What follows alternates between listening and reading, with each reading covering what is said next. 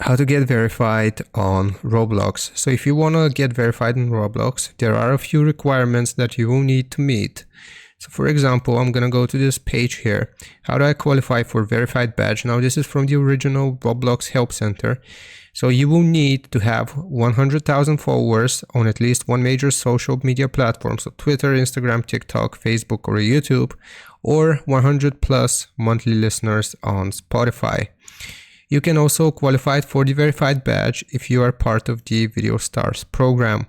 Now that was the first set of verification requirements. Now if you don't meet either of those, the other way of getting verified is if you are an owner of an experience with playtime exceeding 1 million hours in the last 90 days. So if you have created a Roblox game that has been played for over 1 million hours in the last 3 months, then you will also be qualified for the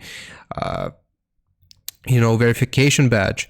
And the last method of getting verified is if you or your group have at least 2 million Robux in revenue for the last 90 days with at least 200k items sold. These are the requirements for the verification badge on Roblox, which you have to meet. You have to meet just one of these to get the verification badge. And I hope this was informative. Leave a like and sub, and I'll see you next time.